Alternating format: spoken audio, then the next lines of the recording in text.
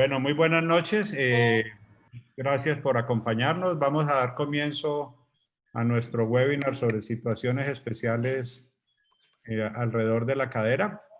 Tenemos un grupo muy selecto de conferencistas que creo que nos harán disfrutar la noche y pues hacernos crear bastantes dudas y controversias y que esperamos que puedan ser resueltas en su totalidad.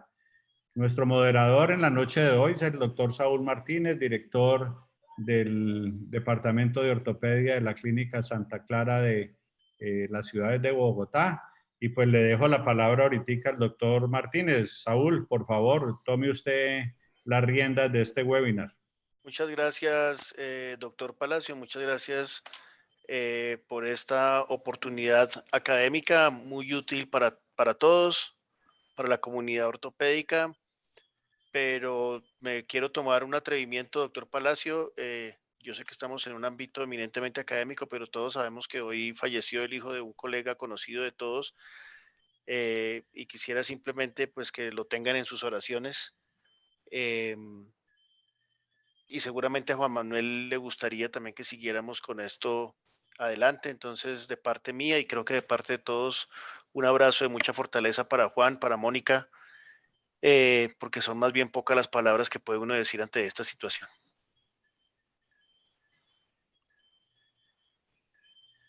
Vamos a hacer un cambio en el programa como estaba estipulado. No vamos a arrancar con el doctor Pérez en el fuego cruzado con el doctor Orozco. Vamos a arrancar con el doctor Claudio Raffles. El doctor Claudio Raffles vive en Santiago de Chile, es el anterior director de la clínica MED, es un cirujano de cadera dedicado a la cirugía de preservación, básicamente la artroscopia de cadera, con un tema que es muy interesante, del que mucho oímos hablar y que a decir verdad la comunidad ortopédica en general muy poco sabe. Doctor Raffles, bienvenido, el micrófono es suyo y empecemos a compartir pantalla. Muchas gracias.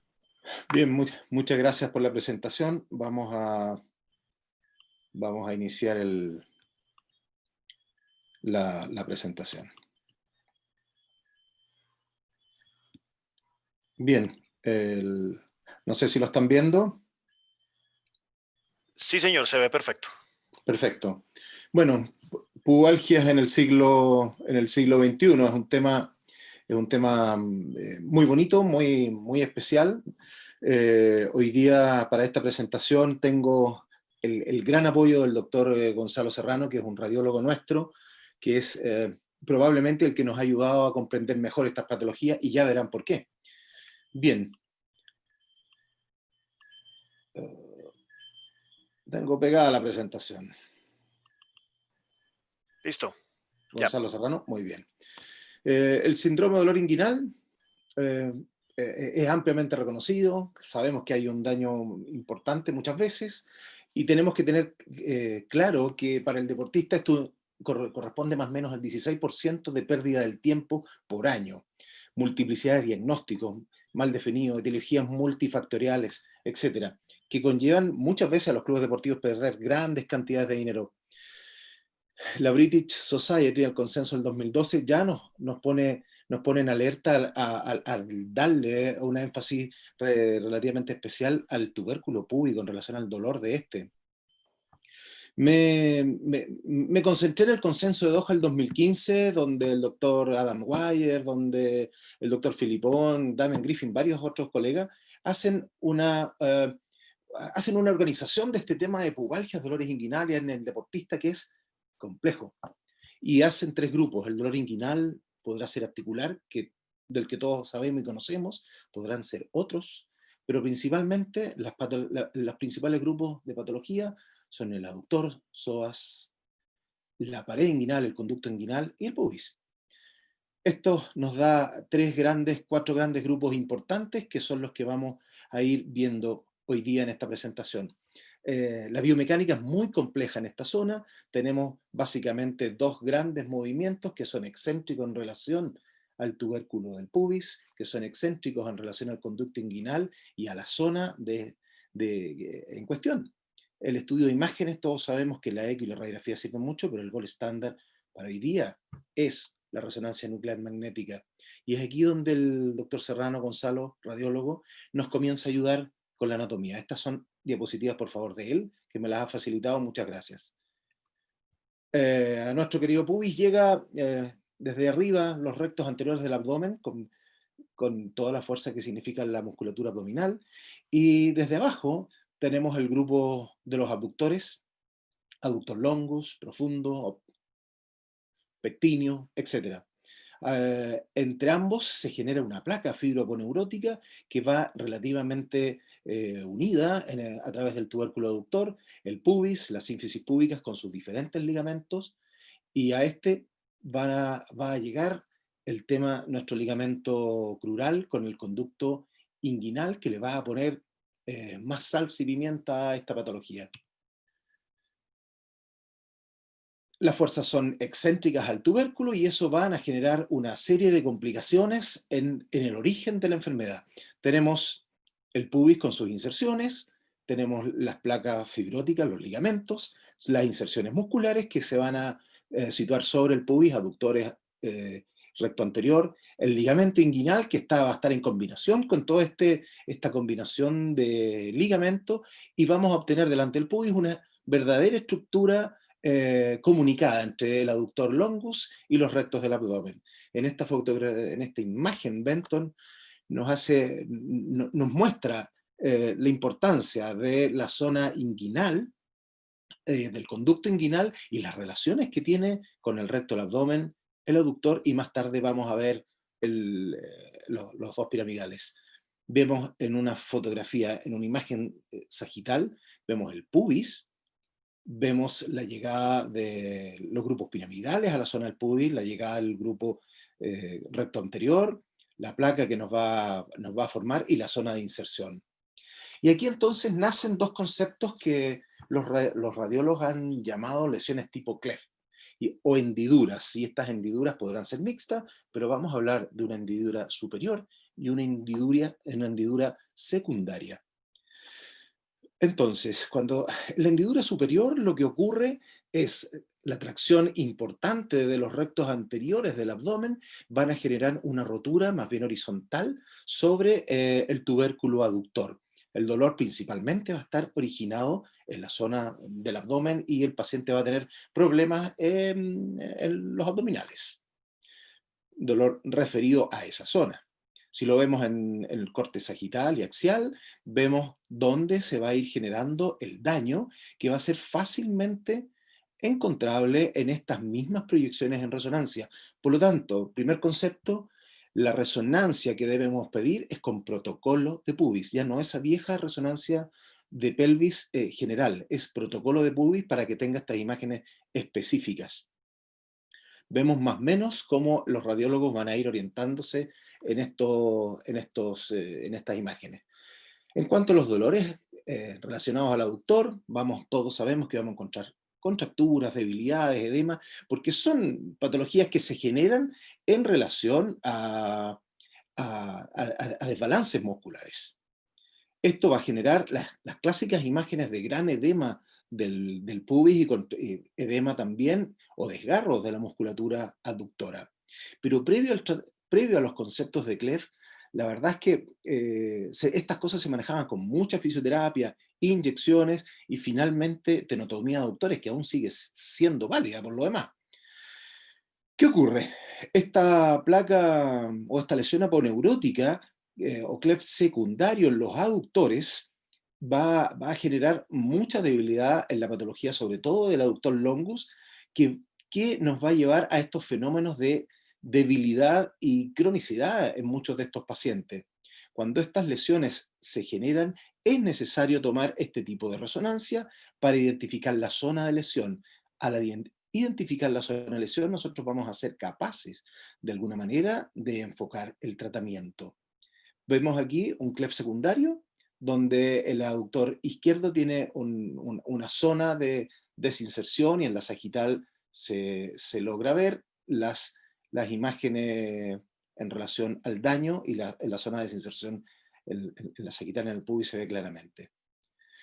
Entonces, comienzan a partir del año 2012 al 2014, por ahí, el doctor Dan Matsuda en San Francisco comienza con el tratamiento endoscópico de estas lesiones. Ya no solo la tenotomía del aductor, sino que comienza a reparar en forma endoscópica los rectos del abdomen y la aponeurosis prepúbica. Primero son simples casos, son simples ejemplos, pero que van logrando de alguna manera muy buenos tratamientos. Aquí vemos una fotografía del doctor Dan Matsuda, donde él ubica anclas donde va a reinsertar los rectos anteriores del abdomen. Sus resultados son excelentes. Nosotros tenemos una serie de más o menos 7 casos en que hemos logrado estas reinserciones por daños importantes. Estas lesiones pueden ser hendiduras superiores, hendiduras secundarias y mixtas también. Aquí tenemos un caso que siempre la gente que tiene experiencia dice que hay que hacerlo bajo rayo. Bueno, en ese día no teníamos rayo y ustedes ven como un ancla quedó algo desubicada, pero este paciente evolucionó espectacularmente bien sin necesidad de hacer esta tenotomía aductor que antes era la regla. Ahora, la tenotomía de aductores mantiene su indicación, no es que no se deba hacer. En caso de contracturas, en caso de que no podamos vencer esta falta de elasticidad por tratamiento kinésico, entonces probablemente sea parte de nuestro tratamiento a efectuar. En cuanto al dolor inguinal de la pared, aquí se nos empieza a confundir, ya no solo recto anterior ni aductor longus, sino que comienza a haber una nueva lesión en que estaría implicado el músculo piramidales. Habría toda una combinación entonces entre el músculo piramidal por delante, que va a llegar a insertarse en la zona superior en la cresta del pubis y en el ligamento transverso que se va a unir en los bordes con los ligamentos crurales. Entonces, ocurrida esta lesión, vamos viendo nosotros que este piramidal, el recto del abdomen y los aductores comienzan a generar una verdadera desinserción, ya no solo de la placa fibroaponeurótica, sino que esta lesión se nos va a extender hacia el lado, hacia la zona del conducto inguinal y los aductores. De esta manera, en esta fotografía que me facilita el doctor Serrano, vemos cómo el conducto inguinal está desplazado, el ligamento inguinal está desplazado y cómo el aductor, el complejo aductor está absolutamente avulsionado. Vemos en estas otras imágenes cómo la desinserción se va viendo y cómo aparece el conducto inguinal desplazado hacia lateral. Entonces aquí ya no tenemos no solamente un dolor en el aductor o en el recto del abdomen, sino que el problema se nos agranda y se transforma en un manejo multidisciplinario, donde el mejor tratamiento probablemente en este momento va a ser el tratamiento de reforzamiento de la pared abdominal, ya sea de la hernia, si es que existe en un plaque más extendido, y esto vamos a necesitar una interconsulta a nuestros cirujanos de abdomen. Y no dejar de olvidar las lesiones que hasta los 20, 25 años se presentan, las lesiones apofisiarias. La apófisis del pubis termina de osificar entre los 22 los 25 años. Y muchas veces tenemos estas apofisitis de los deportistas que generan muchísimo dolor en estas fases de entrenamiento severos y generan verdaderas apofisitis que necesitan reposo y tratamiento conservador para su manejo. Otras causas de dolor que no las puedo dejar de mencionar son la patología del psoas, ¿cierto? Esta patología del psoas generalmente genera un resalte importante, un fenómeno inflamatorio en la resonancia y debe ser tratado con tratamiento conservador, y cuando esto no funciona vamos a llegar al tratamiento artroscópico con la liberación de este. Dolores relacionados al pubis, la pubalgia misma, la artrosis del pubis, va a generar mucho dolor en esta zona. Se habla de fenómenos de inestabilidad incluso sacroiliaca para que esto pueda ocurrir. Las radiografías se usaba la proyección de Flamingo, y del tratamiento, cuando el tratamiento conservador no funciona, está la artrodesis con fijación con placa, pero también quiero hacer un pequeño punto. La endoscopía la sinfisectomía endoscópica que hace Matsuda, al parecer tiene un muy buen resultado. Ahora, al parecer esta sinfisectomía artroscópica tiene el inconveniente de la extravasación de muchísimo líquido, por lo tanto, pudiera ser posible y debiera ser posible hacerlo en forma abierta. También tenemos que saber que los dolores relacionados con la cadera, ya sean articulares, artropáticos en el fondo, pueden estar relacionados también al pubis, incluso los pinzamientos, la sinovitis, la coxartrosis, nos pueden dar alguna sensación de dolor pubálgico, por lo tanto siempre hemos de descartarlo. Y en el grupo de los otros tenemos un sinnúmero de patologías, desde fracturas de estrés, desde adenopatías, de prostatitis, problemas ginecológicos, neurológicos, que siempre tenemos que estar al acecho, tenemos que estar vigilándolo. Por ello, es súper importante entonces que definamos qué tipo de dolor tenemos, en qué grupo lo vamos a encontrar. Principalmente la pubalgia se asocia al aductor, psoas, el conducto inguinal y la patología del recto anterior. Y debemos usar un método estandarizado de estudio. Para poder entendernos, ojalá comenzar a hacer una nomenclatura similar. La hernia al deportista es demasiado amplio y creo que tenemos que ir ya definiendo qué es lo que tenemos. Y el futuro, bueno, yo creo que va a venir con mejor nomenclatura y nuevas técnicas más reparativas que las simples tenotomías que teníamos. Muchas gracias, muchachos, por este minuto. Muchas gracias, Claudio. No, Excelente gracias a ustedes por presentación, escucharnos. muy interesante, y ya tenemos un par de preguntas para la discusión posteriormente. A continuación, Martín. Todos conocemos a Martín. Muchas gracias, Martín. Sabemos que están allá más adelante en el horario respecto a Colombia. Martín es cirujano de cadera en el Hospital Italiano en Buenos Aires, ampliamente conocido por todos en Colombia. Gracias, Martín. Y Martín nos va a hablar de artroplastia de la cadera en las deformidades femorales. Muchísimas gracias, Martín. Muchas gracias, Saúl. Muy buenas noches. Agradezco mucho a toda la organización de este webinar, sobre todo al doctor Julio César Palacio. Así que yo me voy a ocupar de las deformidades proximales de fémur y su reemplazo primario. Esta es una situación bastante complicada porque muchas veces afecta el abordaje de la artroplastía que vamos a realizar, se asocia un riesgo aumentado de fracturas y de perforaciones femorales, y muchas veces también está relacionado con una posición incorrecta de los componentes protésicos. Les recomiendo altamente esta bibliografía, que es un trabajo de Dan Berry del año 99 y que clasifica las deformidades proximales femorales de acuerdo al sitio de la deformidad, la geometría de la misma y la etiología de esta alteración del fémur. Por ejemplo, este es un paciente que tratamos en el año 2005, que tiene una coxavara, que es una deformidad femoral del cuello, angular del desarrollo, y este paciente en ese momento lo tratamos con una osteotomía correctiva y un tallo cementado, lo cual está muy bien y se ha asociado a un resultado bastante favorable a 10 años de seguimiento. Esta es otra situación un poco más complicada porque tiene una deformidad del cuello y de la metáfisis, y es una deformidad angular que también está presente en el perfil. Entonces, en estos casos, una de las opciones valiosas para este tipo de pacientes, ya que un vástago convencional quizás no se adapte a esa deformidad femoral, es hacer una osteotomía correctiva para que ese fémur se transforme en un fémur recto. Y en esta situación, otro tipo de tratamiento, como es un vástago no cementado Wagner corto, sumado a una placa, y ahí podemos ver el resultado también luego de 12 años de la cirugía.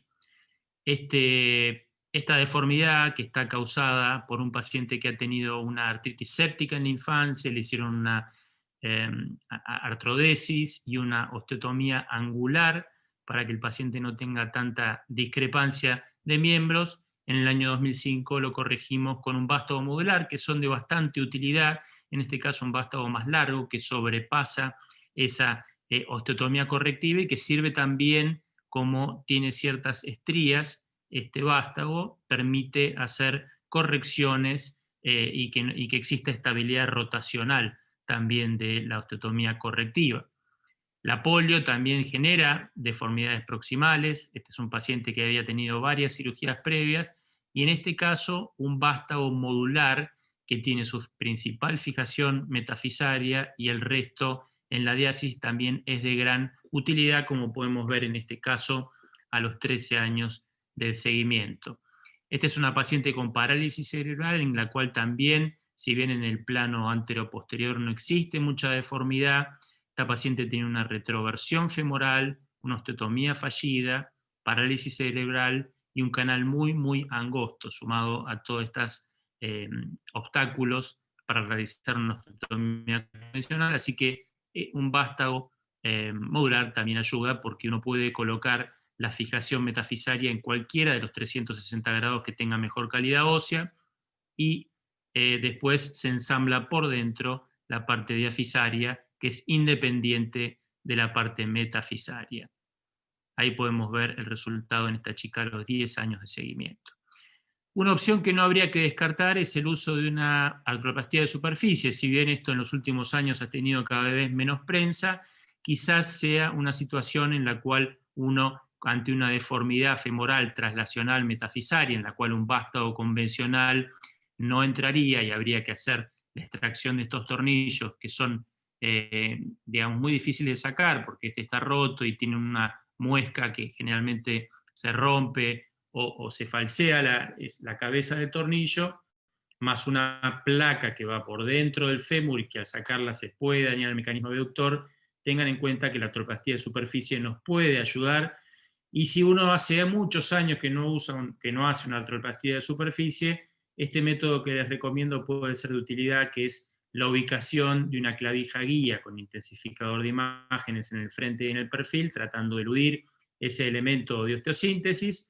Eso sería en el primer tiempo, y en el mismo momento, con la misma anestesia obviamente, una vez que uno ubica la clavija y la deja a 2 milímetros saliendo por la cabeza femoral, uno pone luego el paciente de costado para un abordaje posterolateral. Acá vemos el ingreso puntiforme de la clavija, se le da un puntito, se hace un abordaje posterolateral, que es el que usamos habitualmente, y uno luxa la cabeza y lo que va a encontrar es la clavija, que como el elemento y el instrumental de la artroplastía de superficie escanulado, uno directamente va con esa clavija guía para ubicar el vástago de esta artroplastía de superficie en una posición correcta tanto en el frente como en el perfil.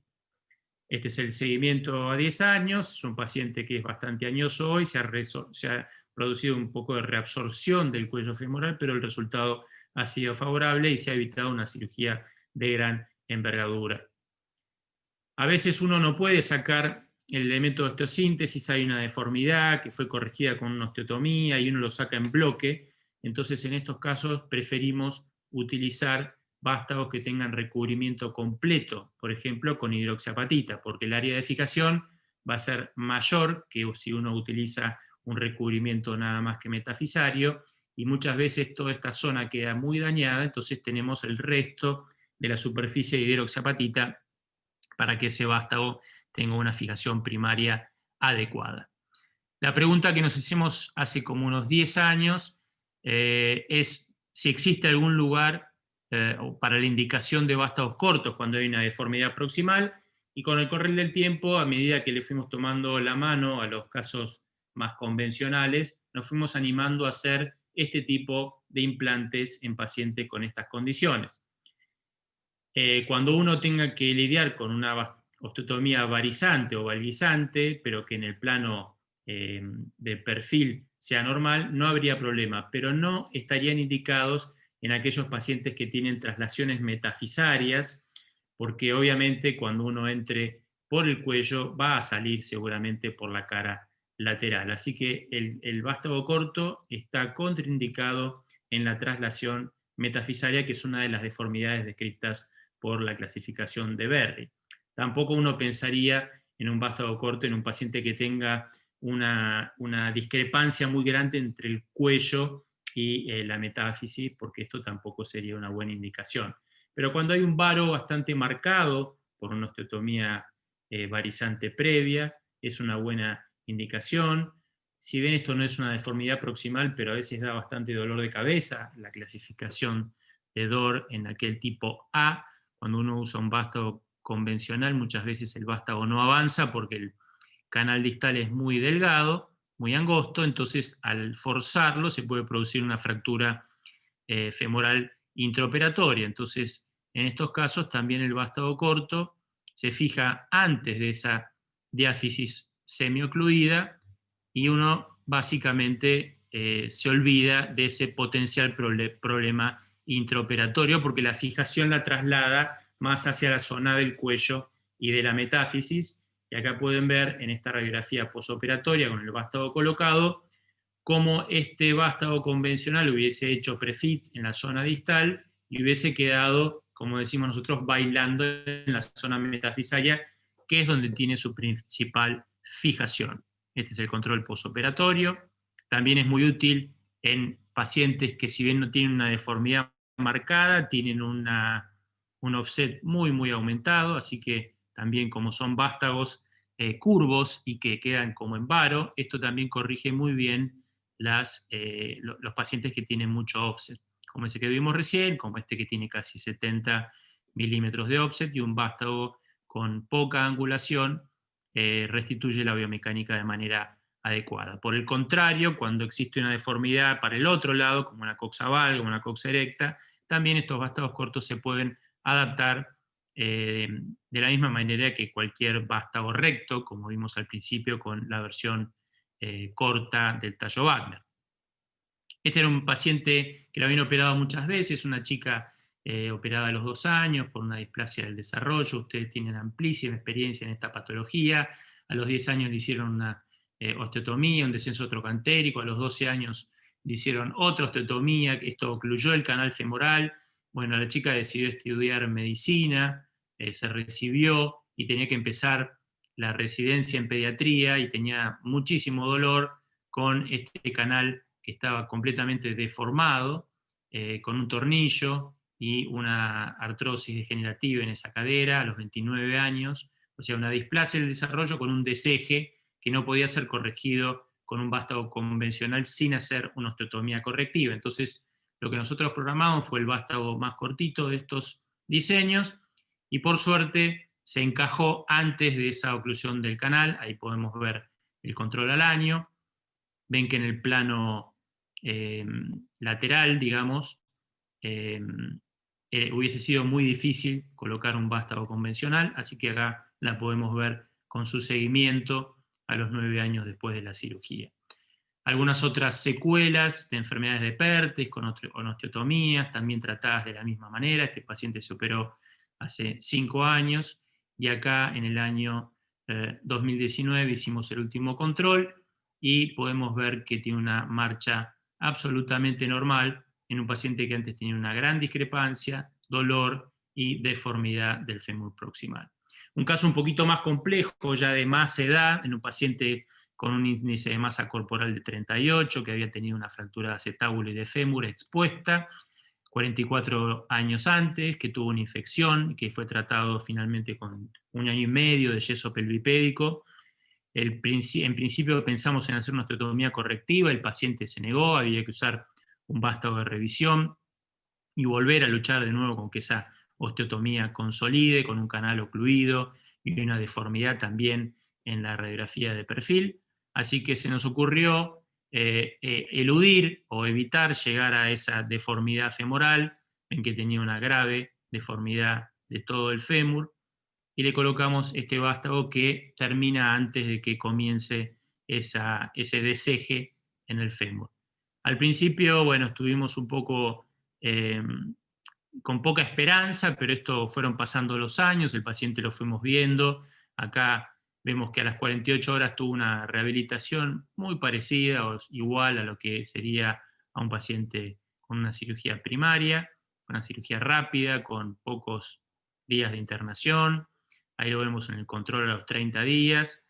Obviamente el gen Uvaro no se lo pudimos corregir porque eso es inferior a la posición del vástago, pero después el equipo de rodilla de mi hospital le hizo el reemplazo, y ahí podemos ver que a los 2 años el paciente camina con una marcha casi normal, sin dolor, y acá lo podemos ver en el control de los 5 años postoperatorios con una muy buen estado funcional, como podemos ver en este video que nos mandó 5 años después de su cirugía.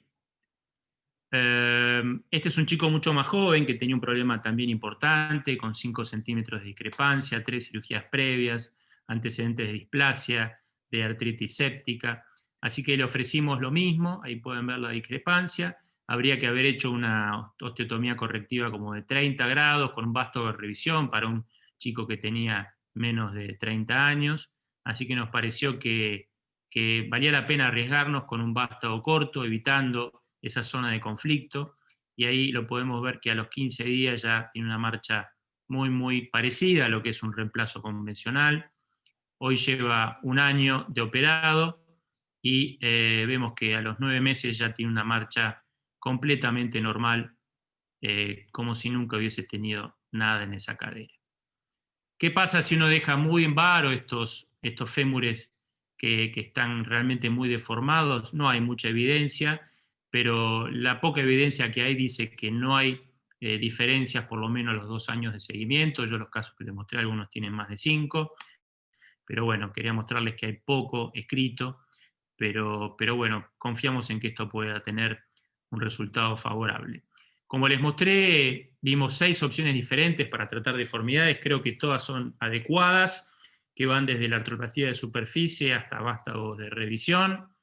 Tengan en cuenta que muchas deformidades requieren de osteotomías correctivas y por ahí no puedan ser candidatas a vástagos cortos, sobre todo si son las translacionales metafisarias, pero creo que en la gran mayoría de esas que vemos que son en varo, un vástago corto puede llegar a andar. Por el momento yo les mostré casos aislados, que obviamente requieren de cierto entrenamiento, porque uno no se va a poner a debutar con un vástago corto en estas situaciones, pero creo que estos resultados iniciales que hemos visto y la versatilidad de estos implantes justifican realmente buscar resultados a largo plazo. Muchas gracias por la atención. Muchas gracias, Martín. Gracias. Genera también muchas dudas que seguramente vamos a tener tiempo de resolver y de discutir más adelante. A continuación, el profesor Bernardo Aguilera, que es el jefe del grupo de cirugía cirugía preservadora, del Centro Médico Imbanaco, por todos ampliamente conocido. La unidad de preservación de cadera en Cali, específicamente la de Imbanaco, es muy famosa en toda América y sus alrededores.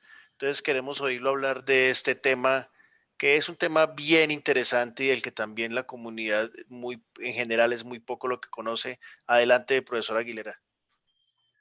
Ok, Saúl, muchas gracias. Julio, muchas gracias por la invitación.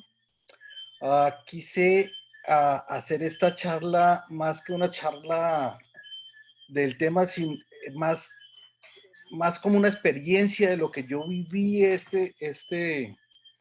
esta patología que es difícil de digerir. A mí al principio me tocó trabajo digerir y la historia fue básicamente porque en el ISHA del 2011, que fue en París, yo estaba con esta persona que se llama Luis Pérez Carro, y en esa época todo el mundo quería saber del CAM, del Pincer y del Labrum, y las patologías extraarticulares eran una cosa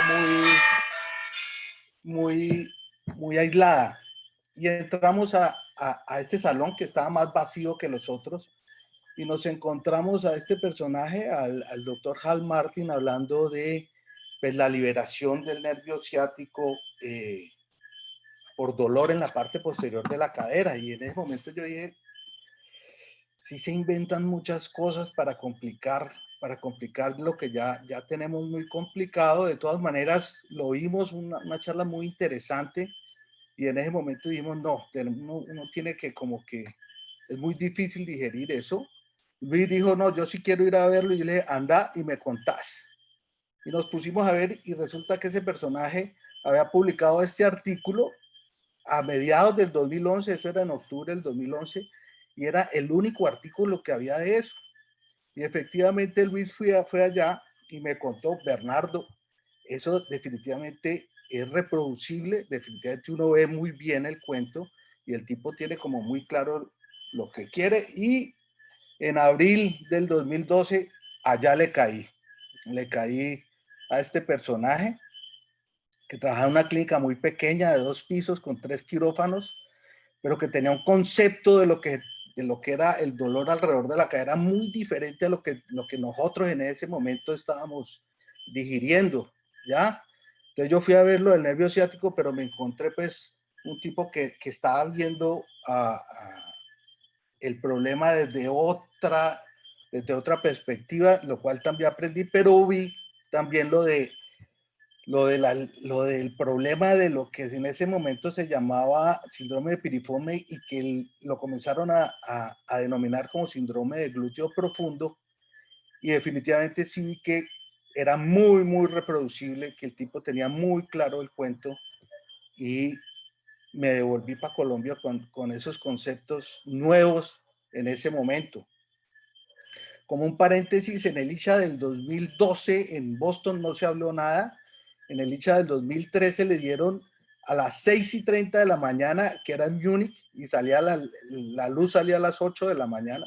O sea, habían 3, 4 personajes ahí oyéndolo y no más. O sea, como todas las cosas nuevas van ingresando poco a poco. Básicamente lo que yo le preguntaba al doctor Martínez, bueno, listo, si es un atrapamiento del nervio ciático, ¿por qué es un dolor localizado en el espacio subglúteo? ¿Por qué es un dolor solamente localizado en el glúteo? ¿Y por qué no se irradia? Entonces, básicamente la explicación era, decía, mire, los dolores del plexo lumbosacro puede ser salir de las raíces, que son compresiones permanentes y inicialmente son leves y luego se produce un dolor continuo y que se aumenta con los signos. Lo mismo los que son intrapélvicos, pero este dolor que es en la parte externa es un dolor, es un atrapamiento dinámico, es un atrapamiento donde en determinadas posiciones se produce y en otras posiciones no, y que generalmente no es un atrapamiento estático del nervio. También me tocó, me fue difícil de digerir, pero bueno, listo. Parece medio lógico, pero él me decía, mire, y si se vuelve muy estructural, puede irradiarse hasta la rodilla por un nervio que se llama el cutáneo femoral posterior. Y me puse a estudiar eso y suena como lógico. Después de muchos años comencé a pensar eso, y él en un cadáver me decía, mire, estas son todas las estructuras que hay donde los personajes están en este espacio tan pequeño que es lo que denominamos el espacio subglúteo, y donde la salida del músculo piriforme, ¿cierto? Es por la escotadora ciática y tiene que hacer una curva muy, muy, muy severa. Luego en este sitio es donde se producen las alteraciones de este músculo, donde se producen las retracciones o cicatrices que pueden comprimir este nervio. Y aquí hay una serie de vínculas o bandas fibrovasculares que a veces con el tiempo se hacen rígidas y impiden la movilidad del nervio. Entonces yo le decía, al fin, ¿qué? ¿Es una compresión o es la movilidad del nervio? Entonces el concepto muy, muy nuevo del tipo era, no, el problema que hay es que el nervio no se puede mover. Y después de mucho tiempo y en otros tipos de escenarios donde ya estábamos haciendo trabajos desde esto, lo comencé a entender. Y esta es una gráfica que les quiero mostrar. Mire cómo se mueve el nervio ciático cuando usted solo mueve el tobillo, ¿ya? Y mire cómo se mueve el nervio ciático cuando usted mueve la rodilla. Entonces, cuando mueve la rodilla, se mueve aproximadamente entre 2 a 2.8 centímetros, pero si usted mueve la cadera, este nervio se puede mover hasta 4 centímetros. Y ese era el concepto que el tipo tenía. Mire, este nervio se tiene que mover y de este nervio salen nervios específicos muy cortos a los pelvitrocantéricos, uno para el gemelo superior y para el obturador interno y otro para el gemelo inferior y el cuadrado femoral. Y eso produce ese dolor muy puntual en la parte glútea. Entonces yo decía, bueno, pero ¿qué puede causar? Es la falta de movimiento de eso. Entonces, la literatura muestra que puede ser por trauma, que puede ser por bandas fibrovasculares que se ponen rígidas, estrechamiento de la escotora asiática, que eso es más en los hombres que en las mujeres. Sin embargo, esto es una patología más de mujeres. Malformaciones arteriovenosas o tumores en ese sitio o en la parte intrapélvica a la salida del nervio, retracciones del músculo piriforme, retracciones del obturador interno, alteración de la movilidad pélvica. Cuando uno se sienta, la pelvis tiene que volverse horizontal. Hay personas que se mantiene rígida en flexión, entonces el nervio tiene que hacer mayor excursión. Eso puede ponerlos como susceptibles a esta patología. Salidas anómalas del nervio ciático, es una salida que tiene muchas variables anatómicas, y cirugías estéticas por biopolímeros en glúteos, que esto es una cosa nueva y de origen exógeno, y de estas dos voy a hablar un poquito más. Primero, la alteración o la modificación de la salida del nervio a través de la escotadura. Unas generalmente sale por debajo y otras pueden salir a través del músculo y por debajo, que es la más frecuente de las variables, como se ve en este video, donde está saliendo a través y por debajo del músculo. Entonces, cuando uno movía el músculo, se movía el nervio, y cuando movía el nervio, movía el músculo. Pero si uno liberaba o quitaba solamente el tendón del piriforme, como le muestro ahí, y quitaba el vientre que estaba entre las dos asas del nervio, pues el nervio inmediatamente aumentaba su movilidad de una manera, pero bastante significativa. Por eso, estos reforzamientos después de las prótesis de cadera, ¿cierto? Cuando nosotros los que hacemos abordaje posterior, yo pienso que no se debe hacer. Uno, por las variables del nervio ciático, que no son despreciables, son casi del 10%, y cuando nosotros reparamos eso, podemos aumentar este tratamiento.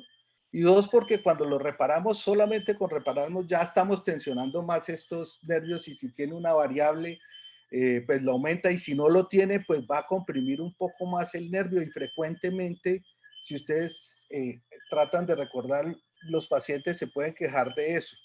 Yo pensaría que si uno quiere y necesita reinsertar la cápsula, no tiene ningún problema. Ese es la primera idea que les dejo. Y de las cirugías de biopolímeros en estas pacientes, yo publiqué un artículo en el 16 como un caso de reporte, porque pensé que no lo iba a volver a ver, porque los médicos estéticos eran los que hacían esto, y lo hacían muy tímidamente y ocasionalmente llegaban al fondo, pero cuando ya lo comenzaron a hacer los cirujanos plásticos, ya se van hasta el fondo. Y miren este video donde los biopolímeros están hasta abajo, y aquí los marqué.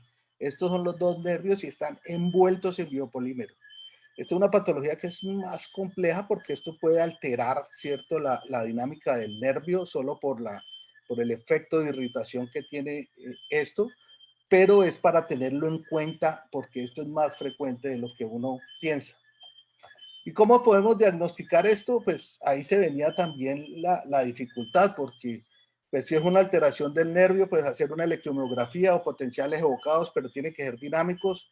Y esto tiene una especificidad y sensibilidad muy mala, además de necesitar aparatos especiales que todo el mundo no los tiene, ¿cierto? Y no es un examen que se pueda estandarizar.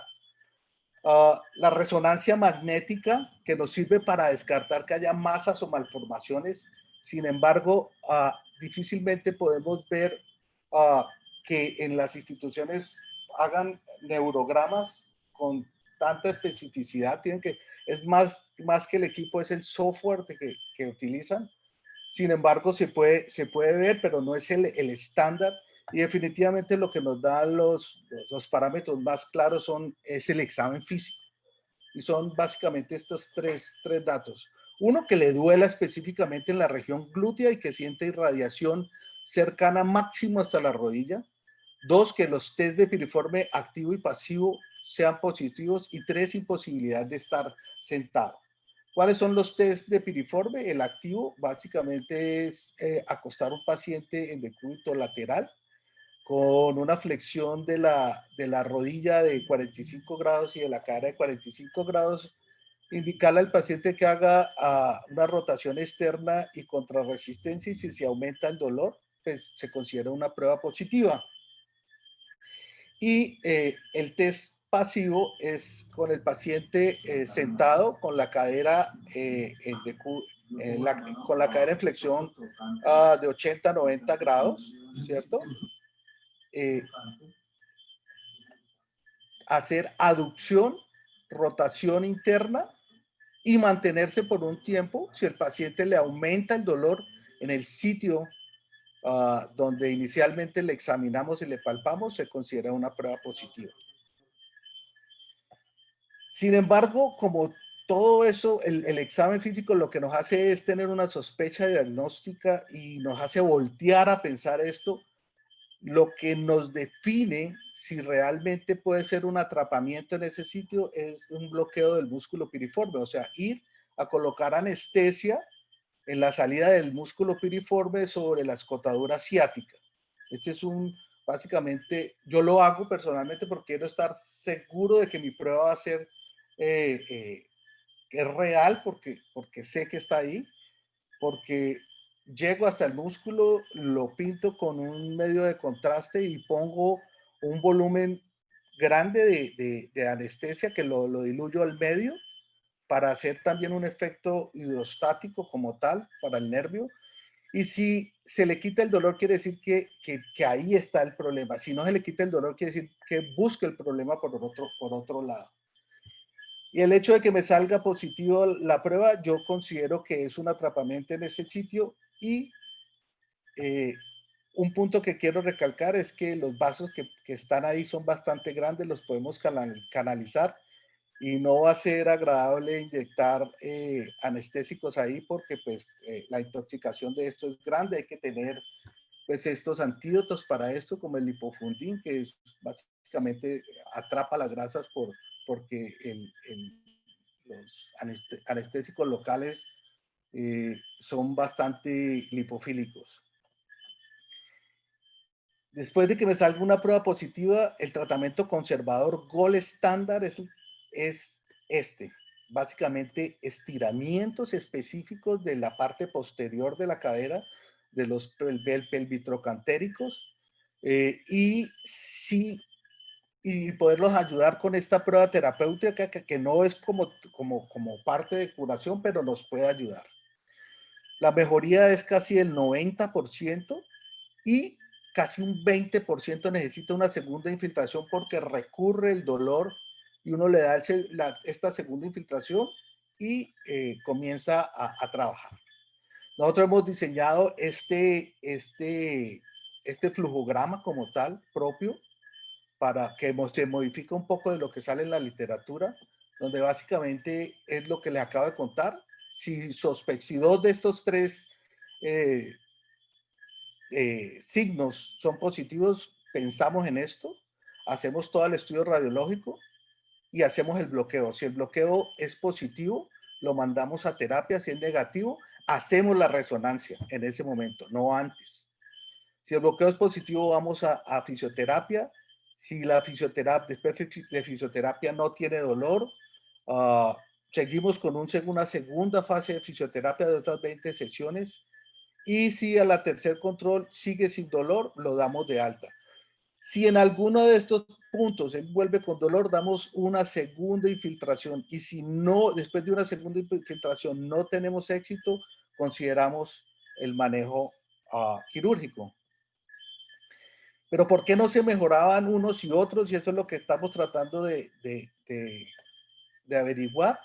Este es un trabajo que yo creo que sale para el 2022, que es tratar de medir la excursión de estos pacientes con síntomas para ver cuáles tienen un mejor resultado que otros. Porque si a todos le hacemos el mismo tratamiento, unos mejoran y otros no. Y yo creo que es un trabajo que vamos a medir ecográficamente la movilidad del nervio ciático. En el 2016 publicamos nuestra casuística.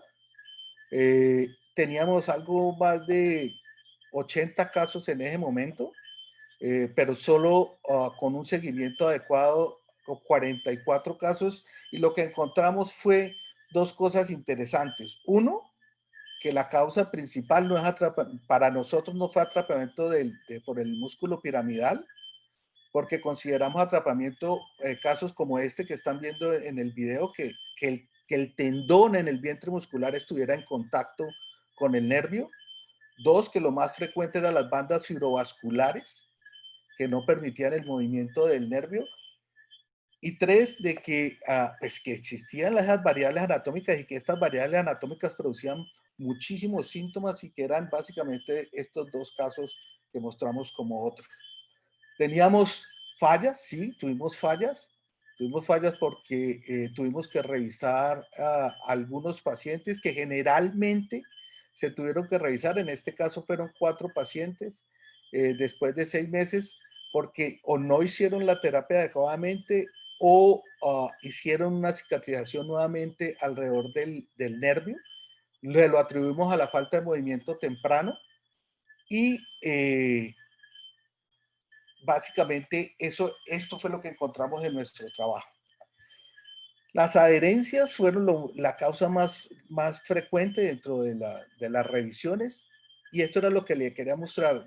Las adherencias son unas cicatrices grandísimas alrededor del nervio porque esto es un espacio virtual, no es real, y si no lo movilizamos temprano, esto vuelve otra vez a tratar de hacer cicatriz. Y eso fue lo único como factor común que encontramos en los pacientes que revisamos. ¿Qué tiene la literatura en este momento? En el 2020, en comienzos de este año, Kisaki hizo este metaanálisis donde de básicamente 300 y tantos estudios, 327 estudios, escogió 14 que estuvieran bien estructurados y encontró básicamente esto, que casi ninguno tenía complicaciones y casi ninguno tenía revisiones. Y coincidencialmente el trabajo de nosotros era el que tenía más complicaciones y más revisiones. Entonces dijimos, pues algo estamos haciendo mal o qué pasó, no sé. Y comenzamos a hacer un trabajo, ¿cierto? A revisar todas las complicaciones de las cirugías que se hacían en el espacio subglúteo y encontramos que nosotros teníamos bastantes complicaciones, principalmente menores, o sea, alteraciones temporales del nervio, hematomas superficiales, bueno, diferentes cosas que generalmente no se reportaban en los otros trabajos y teníamos complicaciones mayores, sí, complicaciones mayores tuvimos, principalmente tuvimos alteraciones del nervio cutáneo femoral posterior, no completa, sí, pero dolor, o sea, causalgia por este tipo de alteración. Por último, ay, se me quedó trabadito.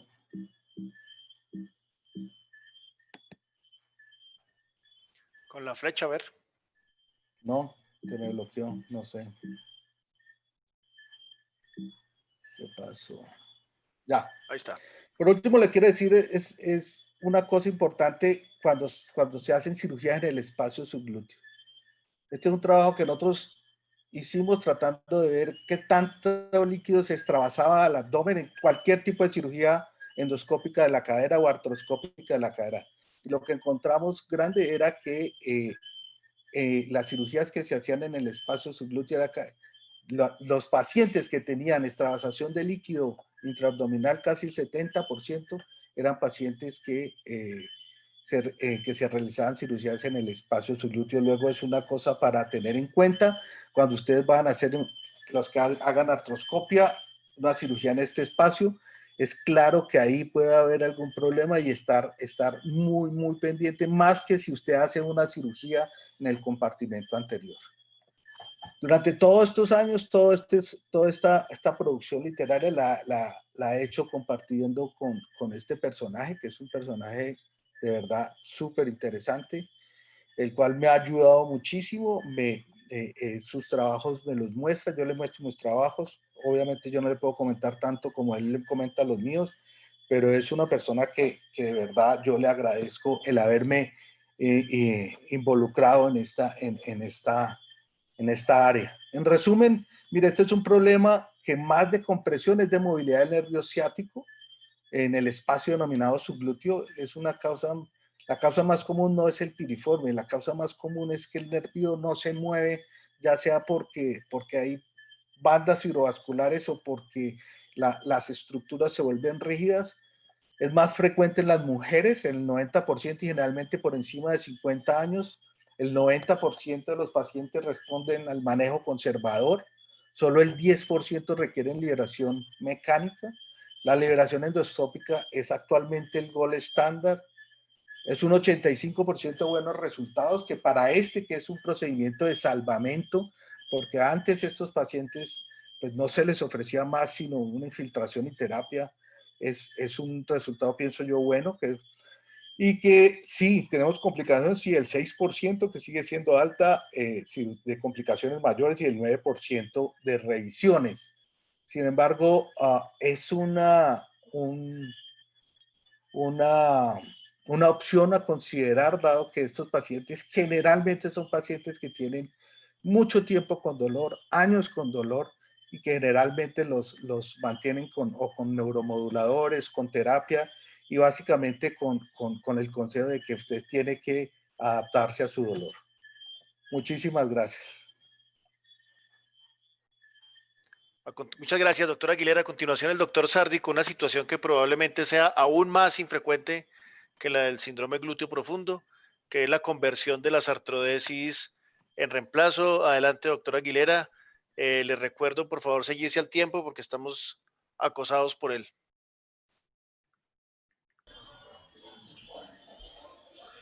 ¿Ahí me oyen? Sí. Sí, señor. ¿Me están viendo?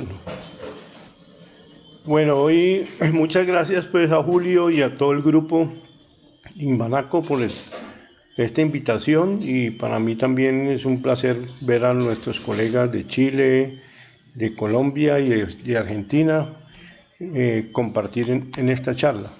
Hoy vamos a hablar de un tema que es bastante interesante y controvertido, que es la conversión de la artrodesis en reemplazo total de la cadera, el cual es un desafío. Bueno, las indicaciones, como todos sabemos, son dolor lumbar ixilateral, dolor de la rodilla ixilateral o dolor de la cadera contralateral, pseudoartrosis dolorosa, mala posición asociada con la pérdida de su función, y las contraindicaciones son infecciones activas, deficiencia del mecanismo aductor, artrodesis o anquilosis asintomática y un pobre coeficiente intelectual. Yo creo que esto es importantísimo. Entonces, si nosotros revisamos la literatura, vemos que en los años 75, después en los 90, principiaron a publicarse series sobre la revisión de las artrodesis a reemplazo de cadera, y se encontró que muchos de estos pacientes pues mejoró su dolor, la funcionalidad mejoró, y la satisfacción personal de estos pacientes era entre el 72 y el 91%. La mayoría de su dolor lumbar y de sus rodillas, lo mismo de la cadera, era bastante halagador, y esto abrió un campo para que todo el mundo principiara a pensar de que se le podía dar una solución a estos pacientes, en el cual antiguamente se utilizaba muchísimo porque no teníamos el desarrollo de las artroplastias. Las series más grandes es la de Yoshi en Nueva York, publicada en el 2002, de 187 pacientes con un promedio de seguimiento de 9 años, en el cual mostraban que el 79% de los pacientes les desapareció el dolor que tenían, y los resultados iban entre un 83% entre buenos y excelentes en su función. El arco de movimiento articular también mejoró casi un 80%, pero se principiaron a mostrar ya cosas, que el 15 de esos pacientes tuvieron lesiones de nervio ciático, tuvieron calcificaciones y habían complicaciones importantes. La sobrevida de los implantes era muy buena.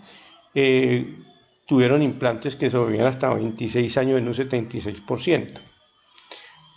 Otros estudios posteriores también mostraron resultados en el cual ya principiaron a hablar de las complicaciones y ya mostraron que se veía mucho más en los pacientes que eran menores de 50 años y que tenían más de 2 cirugías previas. Entonces, el doctor Kilgus en los 90 ya publicó un artículo en el cual nos habla de que los predictores del fracaso en una reversión pueden ser cuando un paciente tiene más de 2 cirugías previas o tiene una insuficiencia marcada del glúteo medio. Entonces, si nosotros revisamos las complicaciones en todos estos pacientes, en todos los estudios publicados en la literatura, es bastante elevado. Si ustedes pueden ver aquí, puede llegar al 48%, el 40%, en series que no son ni de grupos muy grandes, y en este grupo, que es el más grande de Yoshi, pueden llegar al 12%. Y en general, ustedes ven diferentes tipos de complicaciones, muchas de ellas lesiones del nervio y infecciones, luxaciones, trombosis, pero en la mayoría lesiones de los nervios. También se puede ver que muchos de estos pacientes se encontró que las indicaciones eran diversas, muchos de una mala posición de la cadera, en otros en su mayoría por dolor, en dolores que eran muchos de la columna o presentaban artrosis de su misma rodilla, en el cual se aconseja que cuando hay artrosis de la misma rodilla y tiene una artrodesis, uno debe de revertir la cadera para colocarle posterior una prótesis, porque el porcentaje de falla en esa prótesis va a ser muy alto.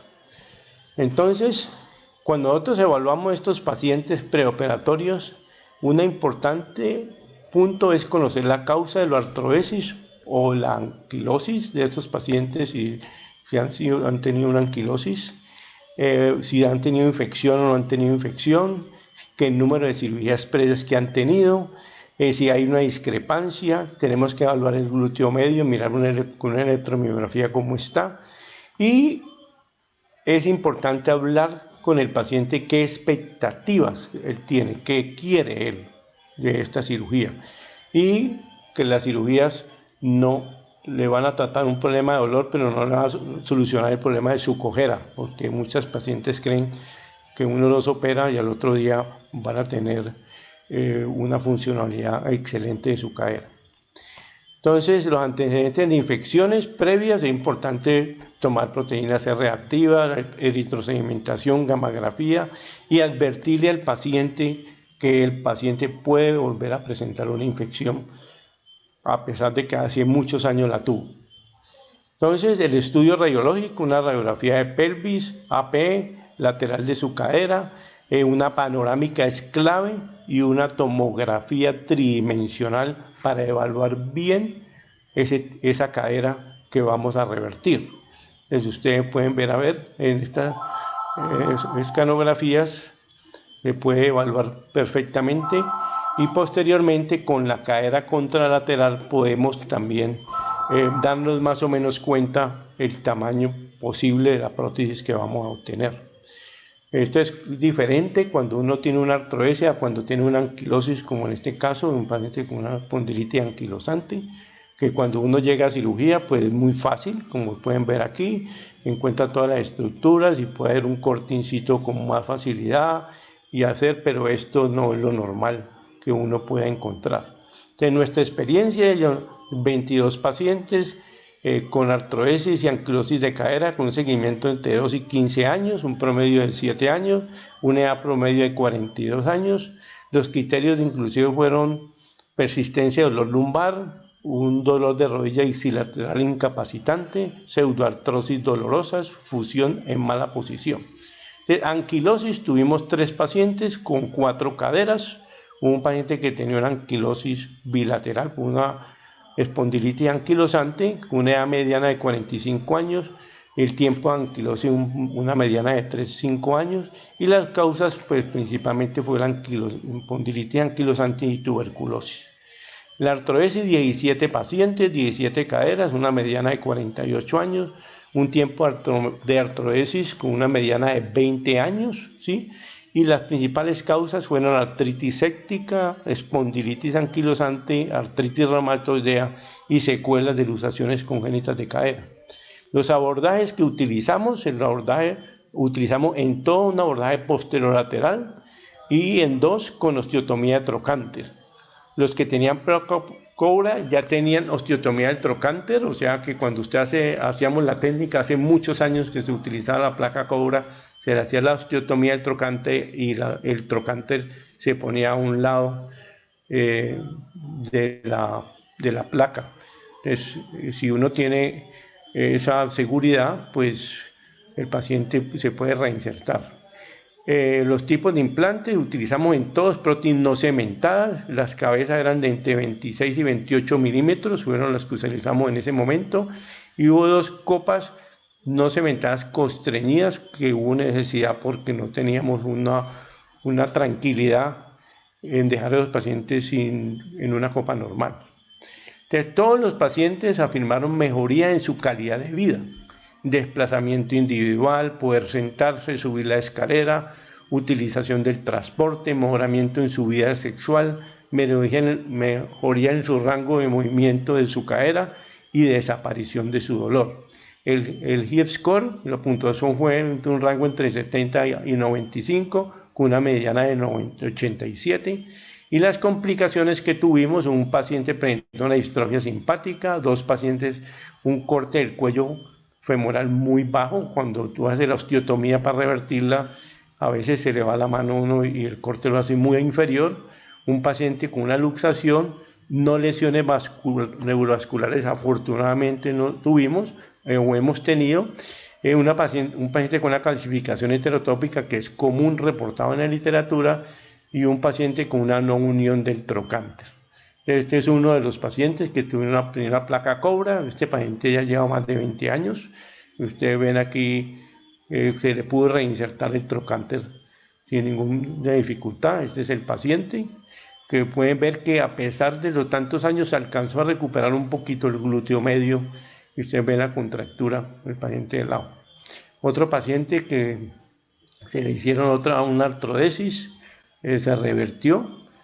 Entonces, siempre cuando uno hace una artrodesis debe pensar de que en un futuro le pueden revertir esa cadera, y hay que pensar en eso y no mutilar el glúteo medio. Esta es la paciente. Este es otro paciente en el cual tenía una luxación congénita de la cadera bilateral, entonces le artrodesaron una y la otra la dejaron, pues, y era un paciente con una deformidad enorme y una imposibilidad para caminar grandísima. Entonces, ese paciente, aquí pueden ver ustedes aquí que aquí hicimos un corte bajo para hacer la osteotomía, ¿sí? Y posteriormente le corregimos su luxación congénita, pero con el problema que hizo una pseudoartrosis, que necesita la osteotomía. Se le colocó una placa y el paciente no tuvo ninguna dificultad. Este es otro paciente con una artrodesis, con una deformidad muy grande de su columna, y este paciente se revirtió. El paciente evolucionó bien. Este es un paciente que es una enfermera. Otro paciente lo mismo, se le hizo su reversión, y este paciente hizo un quiste muy grande, como ustedes lo pueden ver aquí. ¿Sí? Este paciente lo tuvimos que revisar, se le pusieron injertos óseos, y este paciente lleva ya más o menos unos 10 años postoperatorio. En conclusiones, son cirugías muy difíciles que requieren un planeo quirúrgico detallado. El cirujano requiere tener una experiencia importante, hay que ser claro con las expectativas de los pacientes, y la cirugía no le va a mejorar la cojera, hay que ser muy claro con los pacientes, y es preferiblemente usar cabezas grandes para que den más estabilidad, y si es necesario copas constreñidas, yo creo que se deben de utilizar, y hay que tener cuidado y advertir mucho a los pacientes porque el riesgo de tener una lesión neurovascular puede ser alto. Muchas gracias. Gracias, doctor Sardi. A continuación, un fuego cruzado muy rápido, doctor Pérez, doctor Orozco, hablándonos sobre la necesidad y el uso de metal con porosidad aumentada versus injertos para mejorar la estabilidad de las copas femorales. Adelante, doctor Pérez. Gracias, doctor Saúl.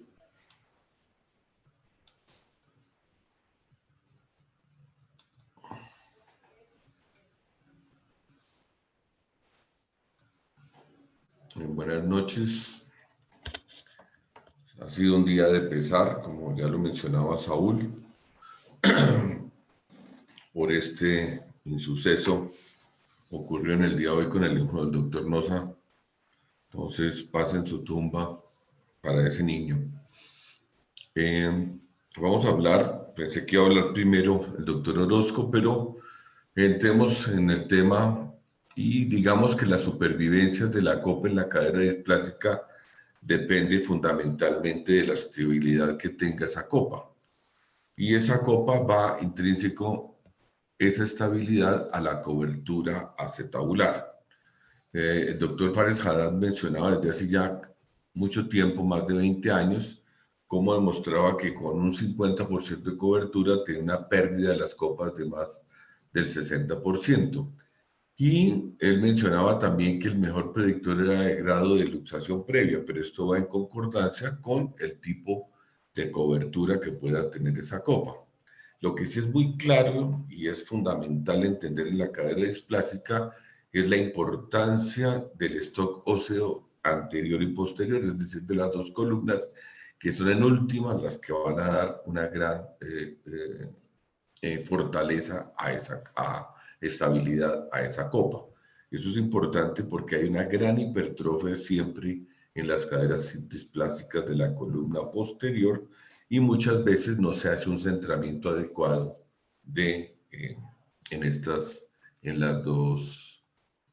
un centramiento adecuado entre las dos columnas.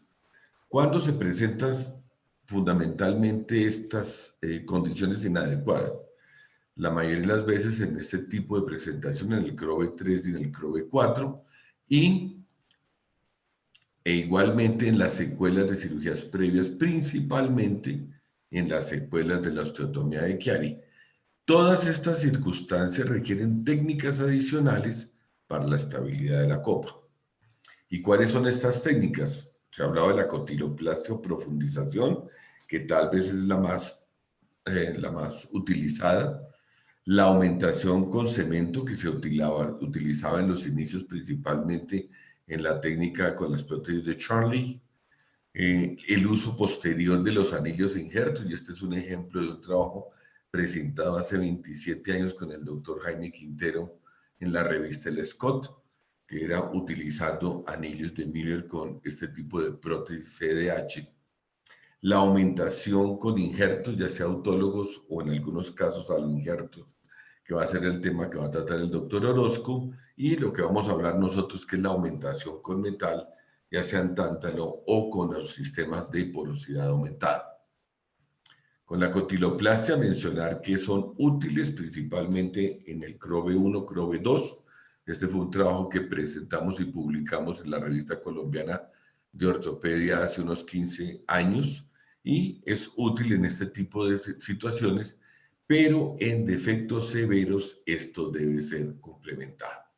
¿Por qué? Porque a pesar de que haga una adecuada profundización, muchas veces cree uno que es estable y no lo es. Este es un ejemplo claro en que se ha hecho una profundización en una secuela de una osteotomía de Chiari, donde la copa aparentemente quedaba bien cubierta, se le adicionaron 2 tornillos, pero tuvo una falla temprana de la copa.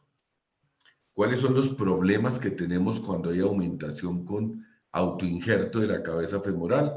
En primer lugar, lo que se ha cuestionado es la calidad de la cabeza femoral, que muchas veces es quística, tiene situaciones en que hay una dureza del hueso subcondral que no es de la mejor calidad para un injerto. También tiene una cantidad exagerada de quistes. La otra es el tamaño principalmente en aquellas fémures que se acompañan con las CRO-B4, que son fémures hipoplásicos, y muchas veces la mala unión que hay entre el huésped, la zona receptora, que es muy esclerótica, y la cabeza femoral, que lleva a no unión y falla temprana. Y eso es lo que evidenció el primer trabajo de Harris en el año 90, en el que menciona una alta incidencia con una promedio de falla a los 6.4 años. También Lee menciona que con este tipo de injertos fijados con 2 tornillos se encuentra una mala supervivencia después de los 10 años.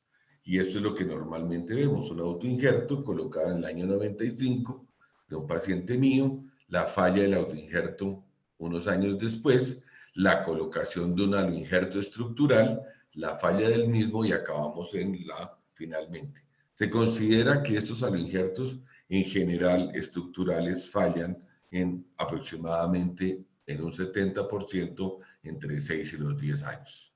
Y el resultado final con una reconstrucción meteórica con metal. ¿Por qué usar el metal? Por sus características, en primer lugar, porque es biocompatible, muy biocompatible. Su rugosidad nos permite que se adapte muy bien con el hueso y genera una gran estabilidad y adicionalmente una rápida osteointegración. Y esto es fundamental en la cadera displásica. Es un trabajo que se muestra de este grupo japonés en que muestra resultados a mediano plazo, en este caso utilizando tántalo, y tiene la gran ventaja de la rápida integración, tanto el tantalio como el titanio altamente poroso. Entre 3 o 4 semanas podemos encontrar, inclusive en gaps mayores de 1 y 2 milímetros, podemos encontrar ya invasión ósea a ese metal.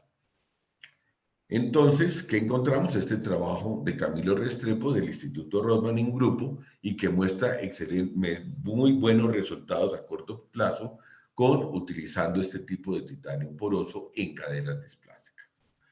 La estabilidad mecánica que proporciona es muchísimo mayor que la que puede proporcionar un injerto.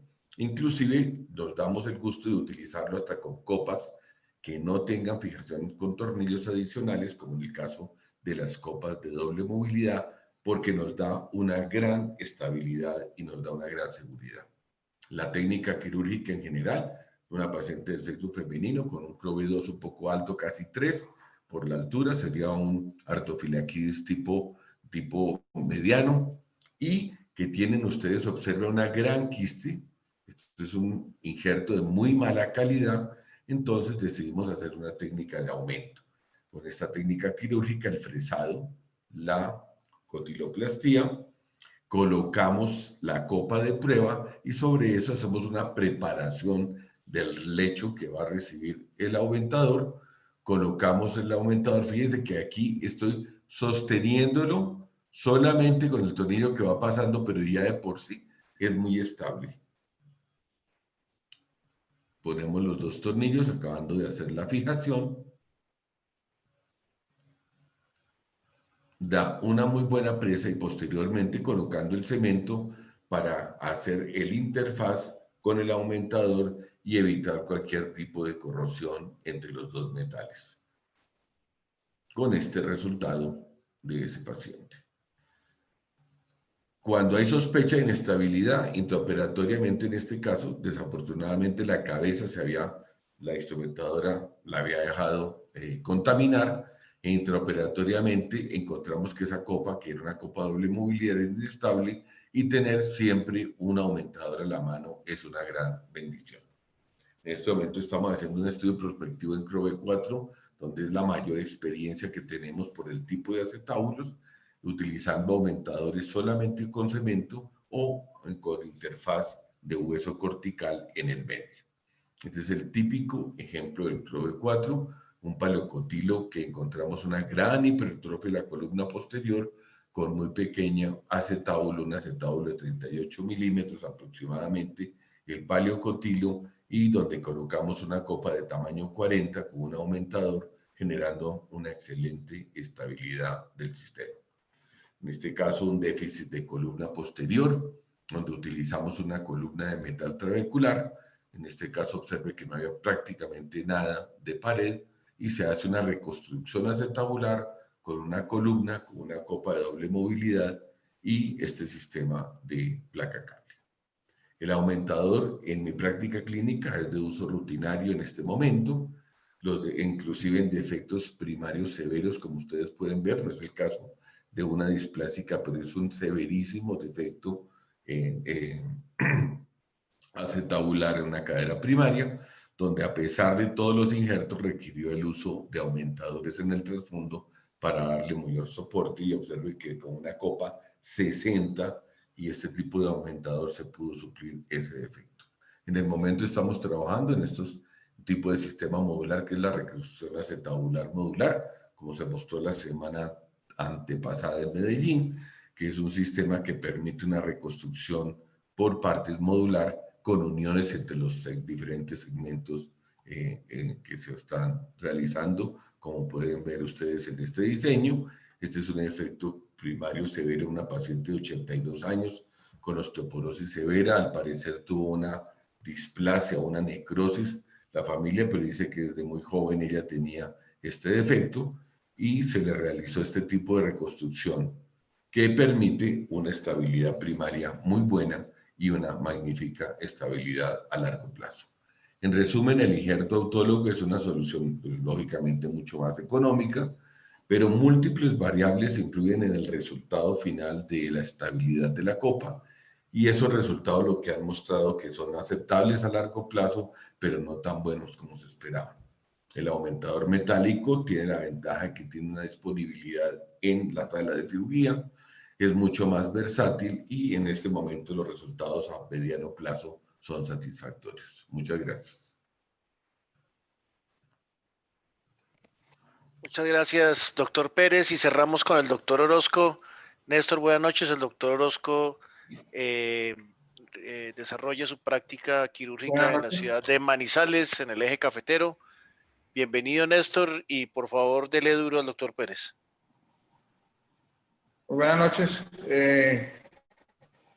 Me cogió un poquito el tiempo porque estaba en una cirugía y estábamos con una fractura periprotésica, pero aquí estamos, gracias a Dios. Muchas gracias por la invitación.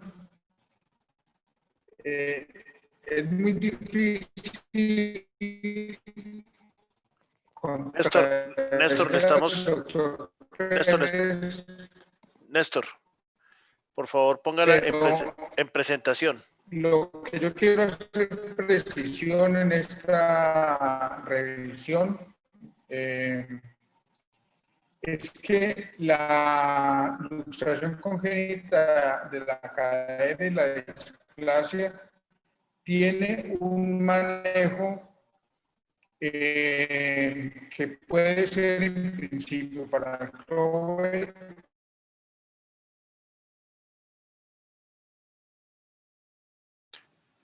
¿Todos están oyendo al doctor Orozco? Ah, carajo.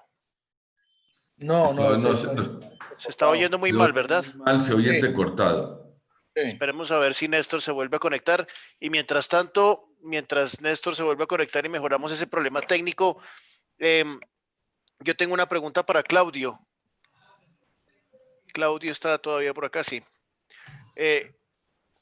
Claudio, ¿la pubalgia es una enfermedad que es patrimonio de los deportistas o se puede presentar como una lesión traumática aislada en actividades de la vida cotidiana? Mira, está todo el tema de la pubalgia del embarazo, que es esta diástasis del pubis, que en ocasiones es bien compleja y bien compleja de solucionar. También tenemos lesiones aisladas del mecanismo abductor con alguna frecuencia menor, pero sí se presentan en, yo no te diría en deportistas, pero en pacientes que son sedentarios y que ocasionalmente hacen algún tipo de actividad deportiva.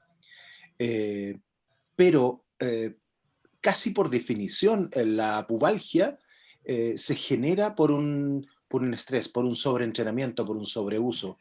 Por ejemplo, el uso de las canchas sintéticas en el fútbol aumentó la patología de pubalgia. El CrossFit, que hoy día en pandemia se está usando mucho por televisión, también a nosotros nos ha hecho aumentar el número de pacientes que no necesariamente son deportistas, sino que son ocasionales. Ok, deportistas de fin de semana. Deportistas de fin Yo de semana, puedo exactamente. hacer una pregunta, No, un momento, doctor. un momento, doctor Pérez. Néstor, ¿ya solucionó su problema? Antes de ir con la discusión, doctor Pérez. Néstor, adelante. Vale, Pruebe el sonido primero, Néstor. me silencio. Néstor, ¿nos oye? Activa el micrófono, Néstor. Está quieta la imagen. Sí, adelante, doctor Pérez, entonces con su pregunta. No, la pregunta es la siguiente. En la retroversión acetabular, en la imagen radiográfica, Está siempre activado, sí. vemos una artrosis de la sínfisis púbica, pero muchos de esos pacientes no hay dolor sobre el pubis. Pero no lo interpretaría como una sobrecarga sobre la sínfisis púbica en la retroversión acetabular. ¿Luego esta es pregunta para mí? Sí, señor. Ya, mira, al igual que en la artrosis acromioclavicular, que con el tiempo casi se va presentando en forma fisiológica, la artrosis del pubis no siempre es sintomática y muchas veces tenemos imágenes y no tenemos cuadro clínico. Entonces, tiene que existir, como en toda nuestra patología, tiene que existir una asociación clínico-radiológica, clínico-imagenológica. Por tanto, el acto de tener una resonancia recuerdo varios casos, un tenista nuestro de ATP, con una pubalgia radiológica bastante importante, y este joven nunca presentó mayores molestias de tipo pubálgico. Entonces, creo que la asociación con el cuadro clínico es lo que comanda nuestra terapia a seguir. Muchas gracias, Claudio. Néstor, ¿ya solucionó su problema técnico? Sí, señor. Ok, entonces adelante.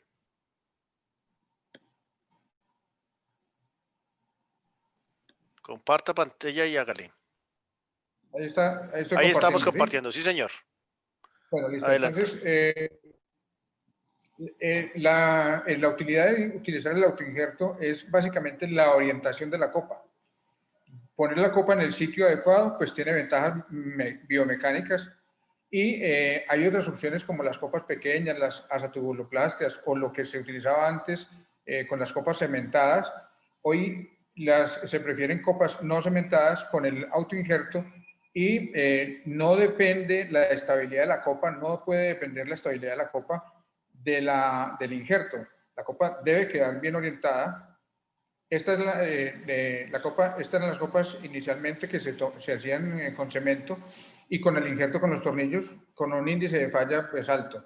La clasificación de Crowley, pero esta es una clasificación que es mucho más útil, más práctica, y es en la tipo A, la displasia, la luxación baja o la luxación alta. Esta la tomé del trabajo del doctor Martín Butaro. La tipo A, esta es la tipo B, es la luxación baja, y la tipo C, la luxación alta. La displasia de la cadera en Colombia tenemos la misma estadística que en el mundo. Yo vivo en una zona en la montaña donde tenemos zonas endémicas también de luxación congénita y tenemos buena experiencia con el manejo de con estos injertos. Las otras opciones diferentes del injerto es la medialización, las copas altas que ya hoy en día no se utilizan y los injertos propuestos desde 1991. En las copas cementadas se encontraron grandes fallas y por eso la tendencia es a utilizar hoy las copas no cementadas con autoinjertos. ¿Por qué?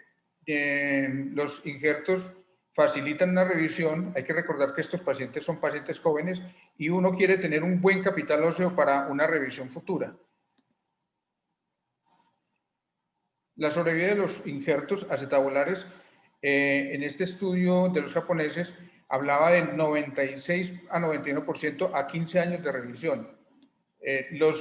siempre y cuando los injertos autólogos sean de buen tamaño y sean adecuados y adecuadamente colocados y fijos, con 2 tornillos, la falla mecánica y el seguimiento en realidad no es tan malo como dice el doctor Pérez. Hay un estudio de la clínica Mayo que incluso lo revisaron hace poco, a 21 años. Dicen que estos pacientes encontraron en pacientes a 20 años. Y las revisiones fueron básicamente por el desgaste del polietileno. El seguimiento de este es un estudio turco donde revisaron 38 caderas a 20 años con una sobrevida de más del 66%, que coincide con el estudio del doctor de la clínica Mayo en el que participa el doctor Martín Butar. Esta es la técnica para el injerto. Hay que tener, yo tomo toda la cabeza, le quito todo el cartílago y dejo la cabeza limpia y parto la cabeza en 2, porque a veces el injerto no puede tener fallas, se le puede contaminar, se puede fracturar. Entonces lo parto y dejo la opción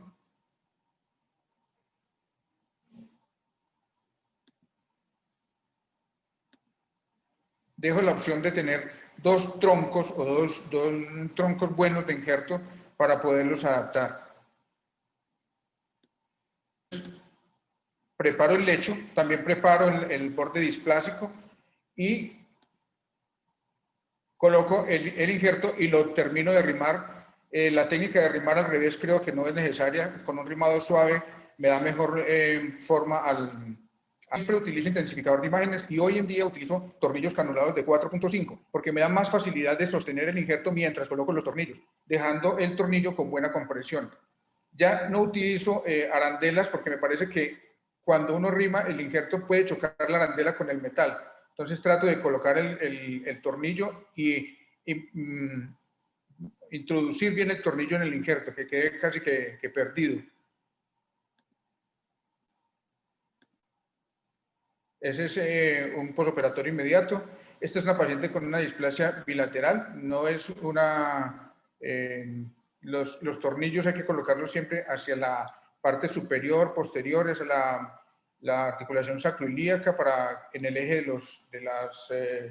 de las cargas de la cadera.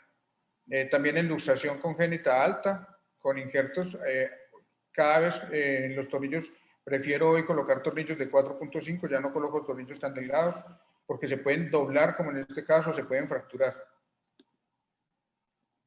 Esta es la posición para mí ideal de un injerto que no sea muy grande, pero que no dependa la copa de él, pero sí me ayuda a prevenir en este tipo de displasias que la copa me quede valga. Entonces, el injerto me ayuda más que todo a la orientación. En revisiones, cuando este injerto pequeño falló, el pedazo de injerto que se había integrado a la copa, la medializamos y logramos estabilizar esa copa. Las conclusiones es que el injerto se utiliza cuando hay descubrimientos de más del 25%, me ayuda a la orientación, a la posición de la copa, mejora la biomecánica de la cadera, me deja un capital óseo para el futuro del paciente, máxime que son pacientes jóvenes. Hay que tener en cuenta que la estabilidad de la copa no depende del injerto, tener en cuenta la orientación de los tornillos, utilizar tornillos canulados, hoy es lo que yo utilizo con intensificador de imágenes, no utilizo arandelas, debe haber un injerto adecuado. Y hay que romper el paradigma de que es una técnica difícil. La verdad, no es tan difícil cuando uno se pone a hacer el injerto. Hay que tener en cuenta, como decía el doctor Pérez, los metales en casos en que usted sospeche que no va a tener un buen capital óseo para el injerto. Entonces hay que tener en la mesa, en la cirugía, el metal disponible o las cuñas. sobre todo en pacientes con necrosis avascular. Muchas gracias. Muchas gracias, Néstor. Muy concisa la presentación y ya vamos a hacer unas preguntas para debatir con el doctor Pérez. Yo tengo una pregunta para el doctor Aguilera antes de ir con Martín, básicamente para seguir con el intercalado de los módulos. Esas bandas que usted dice que se forman, que son la causa de esas bandas fibróticas que disminuyen la excursión normal del nervio ciático, ¿de dónde salen? ¿Por qué se forman?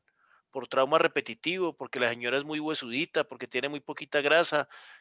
¿Por qué se forman? Porque está clara la causa del síndrome glúteo, pero no está clara la causa de la causa. Sí. No, las bandas fibrovasculares son algo parecido a las vínculas que hay en los tendones flexores, ¿cierto? Sí. Alrededor de los nervios, sobre todo este que es el nervio de más calibre en el organismo, tiene que haber como algo, como un andamio, ¿ya? Generalmente es grasa, pero dentro de esas grasas, cuando usted entra y ustedes ven las películas que yo he mostrado, se ven como unas tiras blanquitas que son como unas trabéculas entre la grasa. Entonces, a medida que va pasando el tiempo y de acuerdo a tu actividad física, y esto es unas teorías, porque eso no lo han podido comprobar, esto se va volviendo más rígido, o sea, pierde su flexibilidad y la salida del músculo de la pelvis a través del agujero ciático mayor tiene que hacer como una curva muy marcada, al Muy igual marcada, que sí. como todas cuando sale de la pelvis. Y eso hace que haya como fricción. Entonces la teoría es que a medida que pasa el tiempo esto se vuelve mucho más estructurado, se van volviendo más rígidas, y esto acompañado de las ramas directas que va del ciático para los pelvitrocantéricos, ¿cierto? Que son parte donde se envuelven más, donde los envuelven más, hacen que este nervio pierda su movilidad. Hay básicamente 3 trabajos, no hay más, donde hablan de la movilidad y sus causas. Está este trabajo que yo estoy tratando de mostrar de la movilidad, que yo creo que me demora un año larguito, pero no te tengo pues con certeza el cuento. Esas son las teorías que tienen los que hablan de esto. Martín, el doctor Aguilera dijo que una de las causas posibles para presentar síndrome glúteo profundo es el abordaje posterior cuando se hace cierre de las estructuras posteriores, básicamente el colgajo de los rotadores cortos con la cápsula. ¿Qué tan frecuentemente ven ustedes en Buenos Aires, ustedes que son una escuela de abordaje posterior, la presencia de síndrome glúteo profundo en los pacientes con reemplazo? No es muy común, sí dolor trocantérico, pero no dolor en la zona digamos, donde se puede comprimir el ciático, no lo he visto. Lo he visto sí en agudo, de con un punto enganchar alguna rama del ciático con algún punto de cierre del plano posterior, eso sí, y causa un dolor incoercible posoperatorio inmediato cuando se le pasa la anestesia peridural al paciente, que hay que llevarlo a quirófano de nuevo y descomprimir. Eso lo he visto 2 veces, pero no veo con frecuencia lo otro, a pesar de que algunos pacientes en los cuales uno aumenta el offset a veces queda tenso todo el plano posterior, como bien decía el doctor Aguilera. Bernardo, el abordaje posterior es un abordaje que utiliza más del 50% de los cirujanos de prótesis en el mundo. ¿Qué tan frecuente sería o qué tanta es la asociación entre la presencia de síndrome glúteo profundo en paciente con reemplazo de cadera y el abordaje posterior, sabiendo que es un abordaje que se utiliza muy frecuentemente? ¿O qué tan frecuentemente tú lo has visto en tus pacientes, tú además que haces abordaje posterior?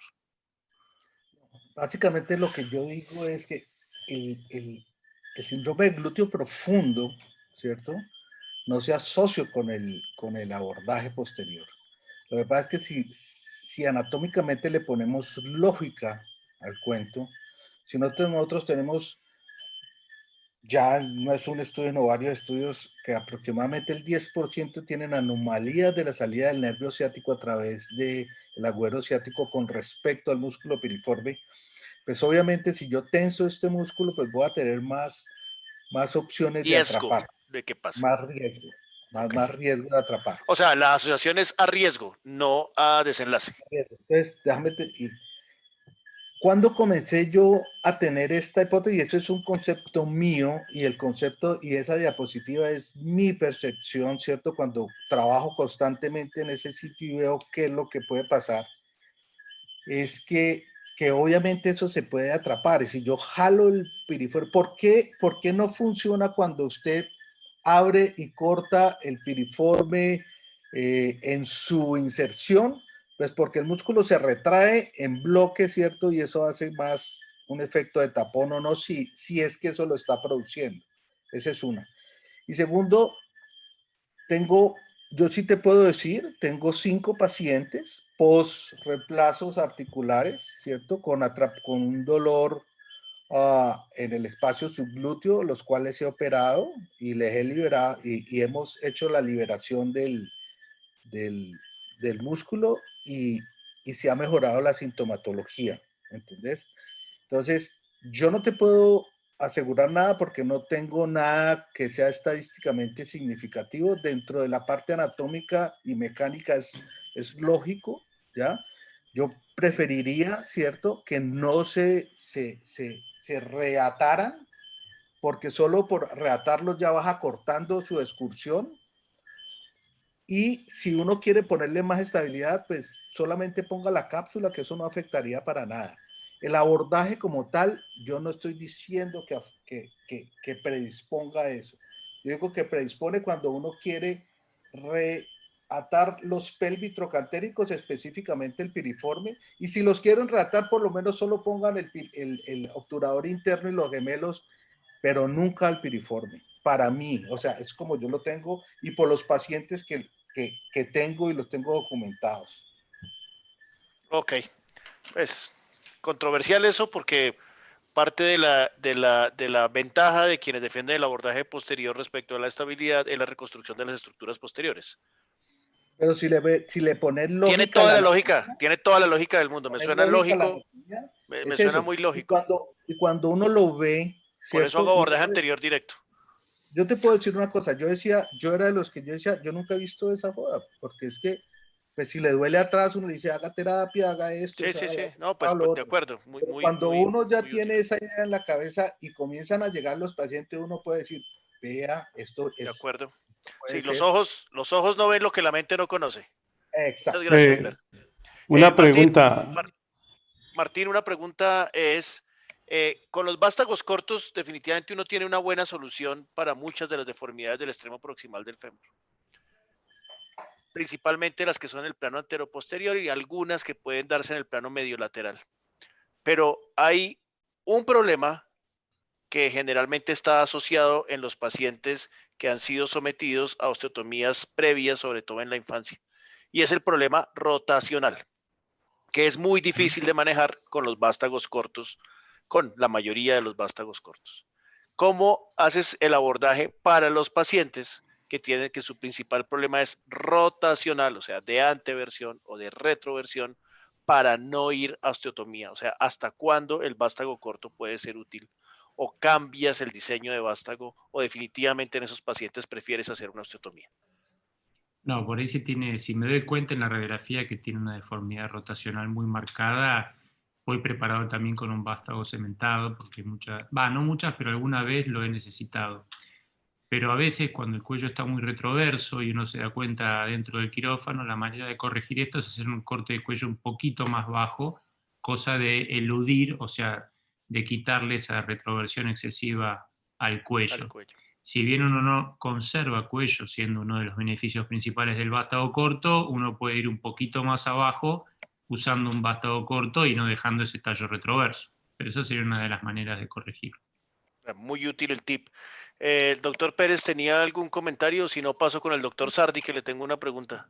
Solamente decir que cuando hay gran anteversión, una de las ventajas de la anteversión con el vástago corto es que se aumenta la flexión en 15 grados en los movimientos de una prótesis. Ok, ganancia de movilidad. Doctor Sardi, cortico, 2 preguntas le tengo. La primera, ¿cuál es su indicación actual de hacer una artrodesis de cadera? ¿En quién la indica?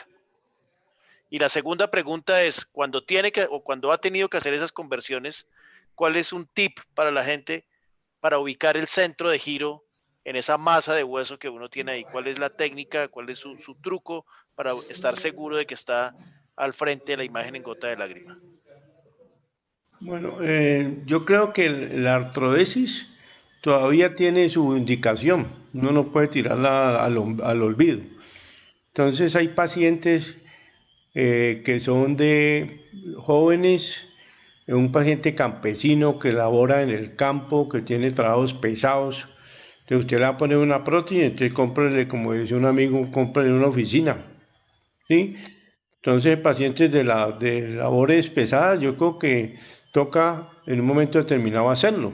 Y nosotros hemos visto aquí muchas veces en pacientes de labores de campo que eso se vuelve un lío tremendo. Cuando el paciente le pone una prótesis, que es lo ideal.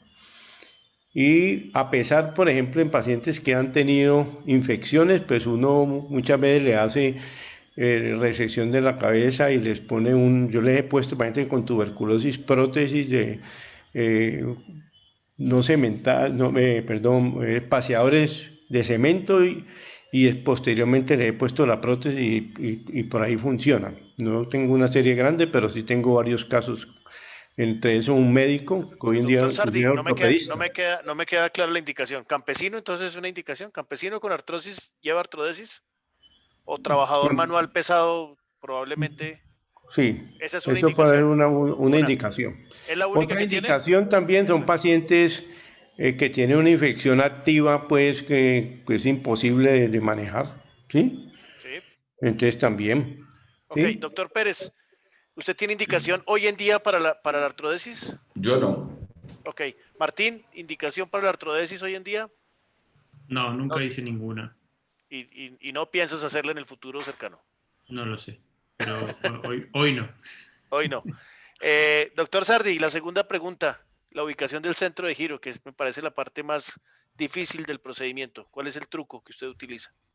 Bueno, si la cadera está en buena posición, cuando yo cortaba el cuello, pero primero hace un planeo operatorio en el cual usted sabe dónde tiene que tener el punto de giro.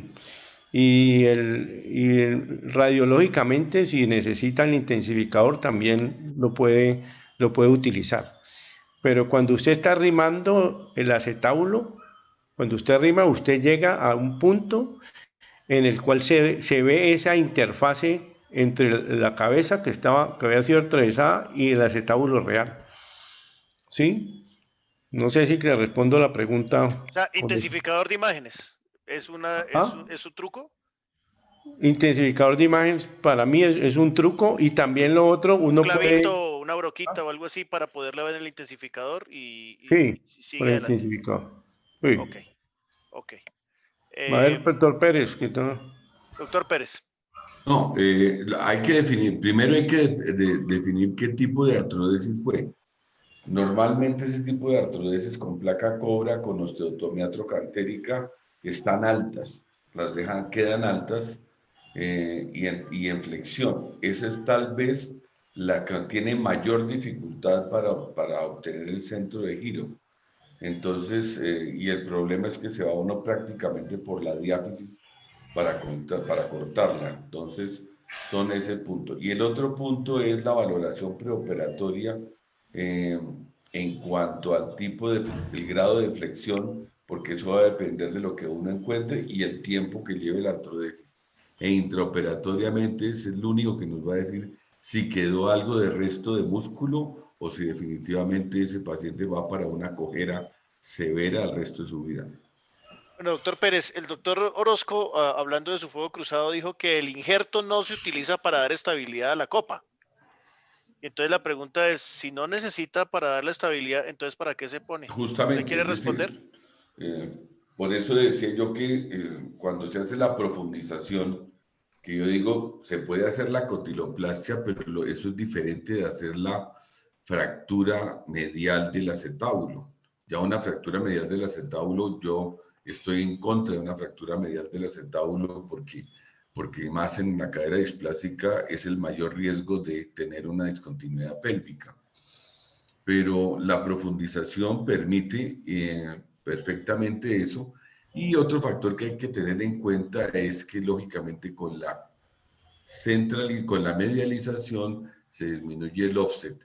Eso se puede compensar con lateralización del cuello femoral, pero para eso hay que garantizar estabilidad de la copa. Y esa estabilidad de la copa no solamente se da por la columna anterior y posterior, sino eventualmente cuando uno aumenta el offset, tiene que aumentar también la estabilidad lateral. Creo que estoy hablando en arameo, que creo que no me hice entender. Néstor, muy puntual. Usted dijo, si el 25% de la copa está descubierto, lleva injerto. Y si mi copa está estable, ¿también lleva injerto? En los casos de acetábulos displásicos, para orientar mejor la copa, yo sí prefiero colocar el injerto. Pero si con la copa estable, ¿para qué? Con la copa, porque si yo no tengo injerto, me puede quedar valga la copa. Si la copa me queda valga, pues el futuro de la cadera no es igual. Pero si la copa... No, estamos hablando, la copa está estable. Es que usted dijo, si la falta de cobertura es mayor al 25%, injerto. Entonces yo le pongo esta situación. Paciente displásica, copa bien orientada y está descubierta 35%. El 35 o el 40%. Esa copa es inestable. Y está estable. Ese paciente necesita injerto. ¿Por qué? Si la copa está descubierta, el 40% es inestable. Yo sí le coloco injerto. Ok, Martín, ¿tú estás de acuerdo que una falta de cobertura del 40% en un caso primario con la copa estable necesita injerto siempre? Solo para que la radiografía quede más bonita y el día de mañana tener más. No más, exacto. Ah, sí, solo para eso. Creo que no hay más preguntas del auditorio. Doctor Palacio, creo que estoy cerrando el webinar. Martín, muchísimas gracias. Claudio, muchas gracias. Enorme placer compartir con ustedes, como siempre. Un abrazo muy ilustrativo, nos llenan de muchas preguntas y para seguir estudiando. Y para mis profesores locales, un abrazo. No sé si el doctor Palacio quiera cerrar el webinar. Doctor Aguilera, muchísimas gracias. Doctor Sardi, muchísimas gracias por sus conocimientos. Néstor, interesante los casos y el profesor Pérez, como siempre, generando toda la polémica que puede. Doctor Palacio. Está silenciado, Julito. ¿Está dormido? No, ahí está, ahí está. Activa el micrófono, Julio. Profe. Activa el micrófono, doctor Palacio. Creo que lo despertamos. Sí, no, yo no estaba, estoy mirando muy bien, que yo generalmente estoy levantando y no me han visto, entonces... es que hay una herramienta en la aplicación para eso. Yo no la pude encontrar pues, en este momento, entonces ¿qué hago? Pues meto el dedito, por eso así, a ver si me veían, pero no importa. Hay dos conceptos, yo creo, yo soy un creyente del síndrome del glúteo profundo, pero no quiero que quede la idea, dos ideas de que reinsertar los rotadores, es decir, entiendo la lógica de Bernardo, pero que reinsertar los rotadores es una mala práctica, creo que... No dijo eso, él no dijo eso. No es una mala práctica, es decir, creo que tiene sus ventajas y que no es tan frecuente quienes hacemos es decir, no encontramos los que reinsertamos los rotadores de rutina que encontremos síndrome del glúteo profundo, siendo un convencido de que existe el síndrome del glúteo profundo existe. Y la segunda es que entonces esa tampoco es otra razón para justificar el abordaje anterior directo. Yo sabía que no me iba sin mi golpe.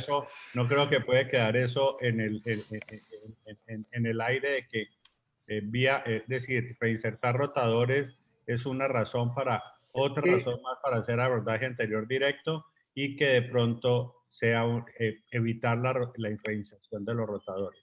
A mí sí me gustó esa razón, Bernardo. De acuerdo, y que tampoco puede quedar, es que yo creo que tanto el injerto como los aumentos son parte de la estabilidad de una copa cuando ella es completamente estable. Claro que sí. Claro que sí. No puede quedar es que solamente pongo injerto o aumentos por cubrir una copa. Creo que es para aumentar La estabilidad. la estabilidad de la copa, entonces no creo que pueda quedar eso. De Listo. todos modos, diciendo eso, pues quiero agradecerles a todos. Creo que fue un webinar interesante. Creo que hubo temas para todos de aprendizaje. Y pues no más, es decir, decirles muchas gracias y que nos veremos en otro momento todos aquí. A Claudio, a pesar de su problema familiar, muchas gracias y por haber estado aquí con nosotros, a Bernardo Gracias, Luis. por toda la participación, a Néstor y a León y a Martín, que ya son las 10 de la noche, pues yo creo que ahorita debe estar tomando un vinito, entonces no hay ningún problema. No sé si es mejor el Malbec o el Ya Merlot. son las 12, Las profe, en 12, Argentina. doctor, acá. Las 12, son las 12 12. en Argentina. Son las 10 para nosotros. Por eso. Dividamos un Carmener y un Malbec. Entonces, de todos modos, muchas gracias a todos y verdad que buenas noches para todos. Muchísimas gracias, profe. Un abrazo. Gracias. Cuídense mucho. Gracias, Saludos a Buenas todos. noches. Adiós. Chao, chao. Bien. Muchas gracias. Chao, gracias. Adiós. Chao, Bernie. Chao, mijo. Chao, Chao. Bernardo. Muchas gracias. Chao. Chao. Chao a todos. Chao, profe Pérez. Chao, hermano. Hasta luego.